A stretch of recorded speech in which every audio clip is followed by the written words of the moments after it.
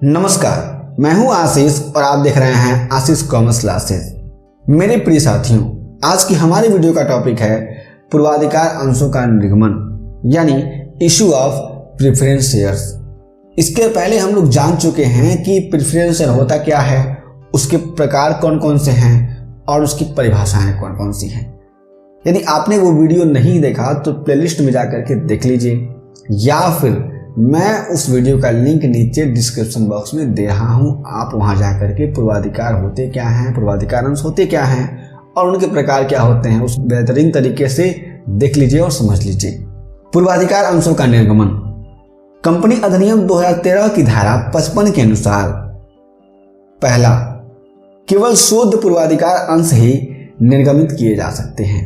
यानी ऐसे पूर्वाधिकार अंश जो शोधनीय हैं, जिनके पैसे वापस करने हैं हमको एक निश्चित समय के बाद, केवल वे ही निर्गमित किए जा सकते हैं किसी भी कंपनी के द्वारा। भारतीय कंपनी अधिनियम 2013 की धारा 55 कहती है। दूसरा, यदि कंपनी का पार्षद अंतर्नियम अधिकृत करता है तो कंपनी ऐसे पूर्वाधिकार अंश निर्गत कर सकती है जो निर्गमन की तिथि से अधिकतम 20 वर्ष की अवधि के अंतर्गत शोध्य हो। यानी कंपनी का जो पार्षद अंतर्नियम है वो अलाउ करता है, अधिकृत करता है कि आप लोग पूर्वाधिकार अंश इशू करिए, और ऐसे पूर्वाधिकार अंश जो 20 वर्ष की अवधि के अंतर्गत क्या हों, शोधनीय हों, जिनका शोधन कर सकें। तब कंपनी क्या करेगी, पार्षद अंतर्नियम के अंतर्गत पूर्वाधिकार अंश इशू करेगी। आधारभूत अवसंरचना परियोजना की दशा में कंपनी 20 वर्षों से अधिक में शुद्ध पूर्वाधिकार अंश निर्गमित कर सकती है, लेकिन यह अवधि 30 वर्ष से अधिक नहीं होनी चाहिए। यानी अगर ऐसे कोई कंडीशंस आ जाती है जहां पे कंपनी को पूर्वाधिकार अंश 20 वर्ष से अधिक इशू करना पड़ जाए तो कंपनी इशू करेगी। अंतराल के पूर्वाधिकार अंश किसी भी दशा में इशू नहीं करने हैं। अब देखते हैं निर्गमन की आवश्यक शर्तें। यदि पूर्वाधिकार अंश निर्गमित होंगे तो कौन कौन से शर्त होंगे उसकी बात करते हैं। पहला शर्त, विशेष प्रस्ताव द्वारा पारित। पूर्वाधिकार अंशों के निर्गमन के लिए यह आवश्यक है कि कंपनी की सामान्य सभा में इसके लिए विशेष प्रस्ताव पारित किया जाए। यानी जब कंपनी का पूर्वाधिकार अंश इशू होगा, निर्गमित होगा, तो कंपनी की सामान्य सभा में विशेष प्रस्ताव पारित करना बहुत जरूरी होता है। इस बात को आप लोग ध्यान रखेंगे। दूसरा, भुगतान में चूक नहीं।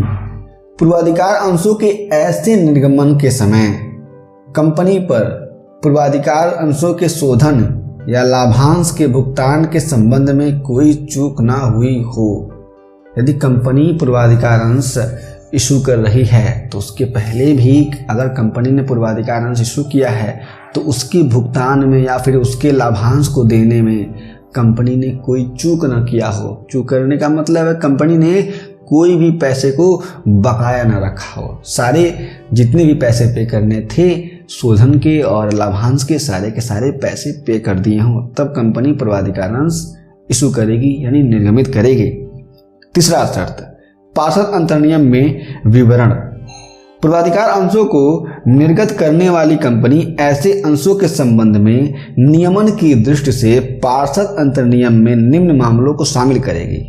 यानी जिस भी कंपनी को पूर्वाधिकार अंश इशू करना होगा, जारी करना होगा, तो वह अपने पार्षद अंतर्नियम में कुछ बातों का उल्लेख करेगी। अब ये बातें कौन कौन से हैं उसको हम लोग देख लेते हैं। पहला, समता अंशों की तुलना में लाभांश के भुगतान या पूंजी के पुनर्भुगतान के संबंध में प्राथमिकता। यानी अगर समता अंश हैं यानी इक्विटी शेयर्स हैं तो उनसे पहले क्या करना होगा, हमारे पूर्वाधिकार अंशों के पैसे वापस करने होंगे। यानी कंपनी में अगर समता अंशधारी हैं तो समता अंशधारियों से पहले पूर्वाधिकार अंशधारियों के पैसे हमको देने होंगे, लाभांश देने होंगे। दूसरा, आदि के लाभांश में भागीदारी। यानी अगर कंपनी का लाभांश अधिक भी हो जाता है तब क्या करना पड़ेगा, इनको भागीदारी देनी पड़ेगी। तीसरा, समापन पर पूरी पूंजी के भुगतान के पश्चात बचने वाली संपत्तियों और लाभ में भागीदारी। यदि कंपनी का समापन होने वाला है तो कंपनी की अगर पूरी पूंजी भुगतान कर दी गई है तो उसके बाद से भी अगर कोई लाभांश बच जाता है, कोई संपत्ति बच जाती है, तो उसमें भी इन लोगों की भागीदारी सुनिश्चित होनी चाहिए। चौथा, संचयी या गैर संचयी आधार पर लाभांश का भुगतान, यानी संचयी और गैर संचयी आधार पर लाभांश का भुगतान होना चाहिए।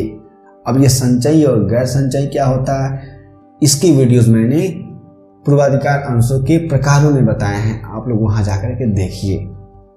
पांचवा, पूर्वाधिकार अंशों का समता अंशों में परिवर्तन, और यदि कंपनी ने पहले से डिसाइड किया है कि पूर्वाधिकार अंशों का समता अंशों में परिवर्तन होना है तो वो भी कंपनी करेगी।